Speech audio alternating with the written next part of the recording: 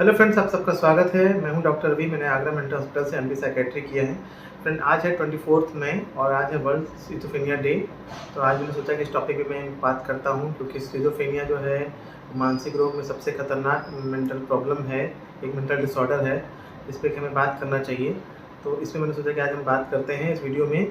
WHO की एक finding थी जहाँ पर पता चला है कि 21 मिलियंस पीपल जो हैं स्किज़ोफ्रेनिया के डायग्नोज हो चुके हैं, और ऐसे बहुत सारे पेशेंट्स ऐसे होंगे जो कि डायग्नोज ही नहीं हो पाए हैं। तो इस पे बात करना बड़ा ज़रूरी है। और 2024 का जो थीम है स्किज़ोफ्रेनिया का, वो है celebrating the power of community kindness. मतलब जो हमारी सोसाइटी है, जो उसकी जो दयालुपन है, उसका जो एक काइंडनेस, जो हमें लचीलापन जो करना है, स्किज़ोफ्रेनिया पेशेंट के साथ कैसे डील करना है, इसके बारे में बात की गई है। कि क्योंकि एक स्किज़ोफ्रेनिया पेशेंट और उसकी फैमिली वैसे ही बहुत परेशान होती है, तो कैसे हमें एज ए समाज के तौर पे डील करना है, इसी थीम के बारे में बात की गई है। इसी को अवेयरनेस बढ़ाने के लिए किया गया है। स्किज़ोफ्रेनिया, जैसे कि फ्रेंड्स आप सब जानते ही होंगे, और जो नहीं जानते उनको मैं बता देता हूँ कि एक गंभीर साइकोटिक डिसऑर्डर है। और ये जो डिसऑर्डर है, इसमें माना जाता है कि इतनी गंभीर मानसिक बीमारी है कि जिसको एक बार हो गया तो ऑलमोस्ट ये माना जाता है लाइफ लॉन्ग ही बीमारी चलती है। कुछ 10-20% पेशेंट में ही ऐसा हो पाता है जिनकी की IQ ज़्यादा अच्छा होता है, जिनकी समझ अच्छी होती है, फैमिली सपोर्ट बहुत अच्छा होता है, वही जाके ठीक से रह पाते हैं या फिर उनका ट्रीटमेंट ठीक हो पाता है। नहीं तो मैक्सिमम लोग जो जिनको एक बार स्किज़ोफ्रेनिया हो गया, ऐसा कहा जाता है कि जैसे किसी को एक बार स्किज़ोफ्रेनिया हो गया उसको लाइफ टाइम ही डायग्नोसिस रहती है। तो बहुत ही कम लोगों को, 20 से 30% लोगों को ही ऐसा होता है कि वो ठीक हो जाते हैं, उनको ट्रीटमेंट की ज़रूरत नहीं पड़ती है। तो इसकी जानकारी बहुत ज़रूरी है और अर्ली डायग्नोसिस बहुत ज़रूरी है। इसी बारे में हम बात करेंगे कि होता क्या है फ्रेंड्स। कई बार पेशेंट घर में कोई शक कर रहा है, अकेले में बातें कर रहा है, शुरुआत में पता नहीं चल पाता है, या चुप-चुप ज़्यादा रहता है, या शुरुआत में उसका शक वहम शुरू हो गया, किसी परिवार पे शक हो रहा है, या कोई कहीं ऑफ़िस में शक कर रहा है, कोई मेरे खिलाफ साजिश कर रहे हैं। तो उस पे लोगों का ध्यान जाता है या नहीं जाता है। कई बार लोग समझा के या डाँट के चुप करा देते हैं मान लीजिए किसी लड़के को। ये बीमारी अंदर ही अंदर पनपती रहती है, वो एक डिल्यूज़न का फ़ॉर्म ले लेती है। और कई बार लोग अकेले में बातें करते रहते हैं, उनको आवाज़ें आती रहती हैं, जिसे हम हेलुसिनेशंस कहते हैं। और स्किज़ोफ्रेनिया में सबसे कॉमन ऑडिटरी हेलुसिनेशंस होते हैं। तो धीरे-धीरे बीमारी डेवलप होती रहती है। प्रोड्रोमल फ़ेज़ होता है, जो कहते हैं ना बीमारी से पहले का फ़ेज़। इसके बारे में मैं फिर कभी डिटेल में बताऊँगा कि कौन-कौन से फ़ेज़ होते हैं। तो जब बीमारी बन जाती है बहुत ज़्यादा, तब इलाज करना, अगर शुरुआत में ठीक जगह इलाज हो गया, सही से इलाज हो गया, और एक टाइम लगता है, क्योंकि स्किज़ोफ्रेनिया का मतलब है, जो हमारे ICD क्लासिफ़िकेशन था उसमें 1 महीना दिया गया है डायग्नोसिस के लिए। कि अगर 1 महीने तक सारे सिम्पटम्स रहते हैं, डिल्यूज़न, हेलुसिनेशंस, डिसऑर्गनाइज़्ड बिहेवियर, या फिर बाकी चीज़ें ठीक है, सेल्फ केयर जो भी है, DSM में क्राइटेरियम दिया गया है, 6 महीने तक दिया गया है, कि तब इसको स्किज़ोफ्रेनिया कहा जाता है। तो पेशेंट स्किज़ोफ्रेनिक डायग्नोस हो गया तो उसका इलाज बड़ा ज़रूरी है, उसमें फैमिली सपोर्ट भी बहुत ज़रूरी है, और घर वालों को भी समझना पड़ेगा कि हाँ भाई, ये कर रहा है तो इसका ट्रीटमेंट कराएँ। ऐसा नहीं कि 5-10 दिन दवाई कराएँ और फिर छोड़ दें। एक प्रॉपर कोर्स चलाना पड़ता है। हालाँकि सारी मानसिक बीमारी में चलाना पड़ता है, स्किज़ोफ्रेनिया में तो ख़ास करके और ध्यान दिया जाता है।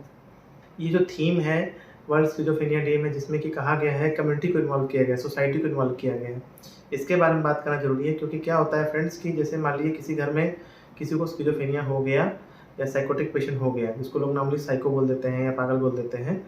अगर वो पेशेंट हो गया तो जो पड़ोसी भी हैं, या वो भी लोग, कई बार क्या होता है ना कि सहानुभूति नहीं रखते हैं, या घर वाले बोलते हैं कि तो पागल है, क्या है, इसका तो ज़िंदगी ख़राब हो गया, हमारी ज़िंदगी ख़राब कर दिया। और क्या होता है, पेशेंट अगर लंबे समय तक हो जाता है तो दवा नहीं खाता है, और उसके बाद काफ़ी गुस्सा करता है, चिड़चिड़ापन रहता है, अकेले में बातें करेगा। अब लड़की केस में मेरे यहाँ एक पेशेंट आते थे, तो जो माँ-बाप थे, जो पिताजी थे, वो बेटी को डाँटते थे, गाली देते थे, "तू ठीक हो जा, तू ऐसे क्यों पैदा हो गई?" ऐसे-वैसा। तो काफ़ी पेशेंट को ह्यूमिलिएट होना पड़ता है। अब चूँकि पेशेंट को तो पता ही नहीं है कि उसको प्रॉब्लम है, उसके अंदर इंसाइट ही नहीं है, उसको तो ज़रा भी अनुभव नहीं है, ज़रा भी उसको पता ही नहीं है कि हाँ, मुझे कोई मानसिक बीमारी भी है। तो जब किसी को पता ही नहीं है तो दवा कैसे खाएगा? उसको तो लगेगा कि सब मेरे खिलाफ हैं, सब साजिश कर रहे हैं, सब लोग बातें कर रहे हैं। ये प्रॉब्लम हो जाती है। इसलिए इन चीज़ों का ध्यान देना है, हमें इसमें बताया गया है इस थीम में। इसके ज़रिए लोगों को जागरूक किया जा रहा है कि भाई, आपको पेशेंट से सहानुभूति रखना है, एम्पैथी रखना है, उसकी प्रॉब्लम को समझना है, और एज़ ए सोसाइटी भी हमें ग्रो अप होना है कि हाँ, हमें उस पेशेंट को लाचार नहीं समझना है, लेकिन उसकी बातों को समझना है कि हाँ, उसकी गलती नहीं है। कुछ जीन्स का भी इन्वॉल्वमेंट हो सकता है, कभी जेनेटिक फैक्टर भी होते हैं, या कहीं इलाज हुआ नहीं हुआ, या पेशेंट ठीक हो रहा है, उसको ह्यूमिलिएट नहीं करना है। उसको बाकी जैसे फिजिकल बीमारियां हो जाती हैं, जैसे किसी को बुखार हो गया या किसी का फ्रैक्चर हो गया, तो उसके साथ हम बहुत ज़्यादा उसको हम मजाक नहीं उड़ाते हैं उसको हम सपोर्ट करते हैं कि हाँ ठीक है भाई, तुमको हो गया है। क्योंकि जब किसी का मजाक उड़ाया जाता है, परिवार का मजाक उड़ाया जाता है, तो परिवार वाले भी डरते हैं कि साइकियाट्रिस्ट से दिखाने में। उनको लगता है कि भाई अरे हम दिखाएंगे तो लोग क्या सोचेंगे कि हम पागलों डॉक्टर के यहाँ जा रहे हैं, हमारा लड़का तो ऐसा हो गया। तो कई बार वो इलाज ही नहीं कराते हैं, समाज के डर से, रिश्तेदारों के डर से। उनको लगता है कि लोग क्या बोलेंगे। जितना ही हम मानसिक बीमारी को नॉर्मल लेंगे, जितना ही हम कॉमन लेंगे, उतना ही इलाज आसान हो पाएगा। यही बताया गया इसके थीम में। आज इस बात करना मेरे लिए बहुत ज़रूरी था, क्योंकि आज का जो दिन है 24 मई वर्ल्ड स्किज़ोफ्रेनिया डे है, तो इसमें मेरे बात करना मेरी जिम्मेदारी बनती थी। इसलिए मैं अभी वीडियो शूट कर रहा हूँ और रात में वीडियो अपलोड होगा। और इस बारे में मैंने ट्रीटमेंट में बताया है। साइकोटिक इलनेस का तो इलाज शुरुआत में मेडिसिन का रोल बहुत ज़्यादा होता है, 80% मेडिसिन का ही रोल होता है। जब पेशेंट थोड़ा ठीक होने लगता है, इंसाइट जब इम्प्रूव हो जाती है, तब उसको काउंसलिंग भी कर सकते हैं हम। काउंसलिंग तब कर सकते हैं जब पेशेंट की समझ हो, उसका इंटेलिजेंस अच्छा हो तब। नॉर्मली न्यूरोटिक बीमारियां जैसे होती हैं, OCD, phobia, panic disorder, anxiety और भी जो होती हैं, उसमें मेडिसिन का रोल 50% माना जाता है, 50% काउंसलिंग का रोल होता है। लेकिन साइकोटिक इलनेस में मेडिसिन का रोल ज़्यादा होता है, क्योंकि वहाँ पेशेंट को पता ही नहीं है। और केस टू केस डिपेंड करता है, पेशेंट टू पेशेंट डिपेंड करता है कि पेशेंट कैसा है, क्या प्रॉब्लम उसको है।